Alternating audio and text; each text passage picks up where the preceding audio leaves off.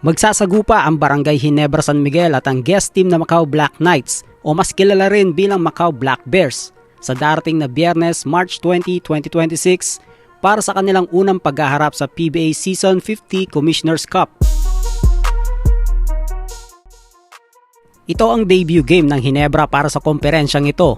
Inaasahang pangungunahan sila ng kanilang resident import na si Justin Brownlee kasama ang mga pambato ng koponan na sina Scotty Thompson, Japet Aguilar at RJ Abarientos. Dahil walang height limit para sa mga import sa conference na ito, magiging pagsubok para kay Justin Brownlee ang pagbabantay sa mas malalaking mga import ng ibang team. Pero walang problema yan para sa mga Barangay Ginebra fans dahil subok na itong si Justin. Sa isang dekadang paglalaro niya para sa Barangay Ginebra ay wala na siyang kailangan patunayan pa.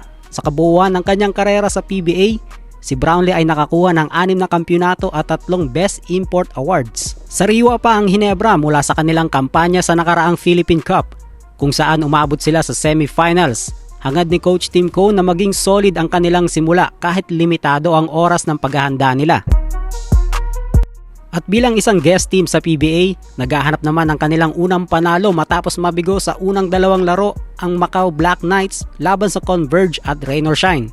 Hangad ng Macau na makabawi mula sa kanilang 94-102 na pagkatalo laban sa Converge noong March 11 at 109-116 naman laban sa Rain or Shine noong sumunod na laro.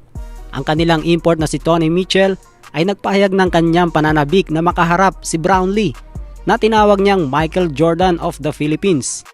Bagamat wala pang panalo ang Macau Black Knights, hindi pa rin sila basta-basta dahil marami silang scorer.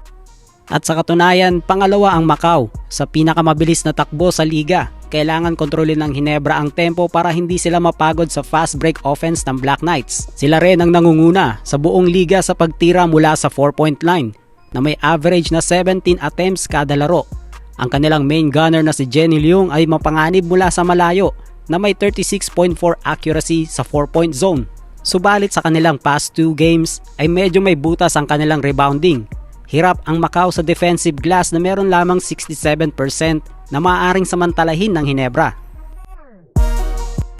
Ang Barangay Ginebra naman ay solid pa rin ang lineup. Si Justin Brownlee pa rin ang kanilang import kaya naman masasabi natin na solid pa rin ang kanilang sistema. Sa kanilang laban kontra Macau Black Knights ay kailangan lang ng Barangay Ginebra na limitahan ang kanilang mga turnovers na siyang pumuputol sa kanilang momentum sa laro. Kabang-abang ang laro na ito dahil makikita natin kung paano dedepensahan ng Ginebra ang outside shooting at bilis ng Macau, habang ang Macau naman ay susubukang makakuha ng kanilang unang panalo sa PBA. Kayo mga paps, ano sa palagay nyo? Makakatikim na kaya ng panalo ang Macau Black Knights o patuloy lang silang ibabaon ng Barangay Ginebra? Comment down below. At bago tayo matapos ay like and subscribe na rin kayo mga paps para sa more updates sa PBA. This is Gel Pops TV. See ya!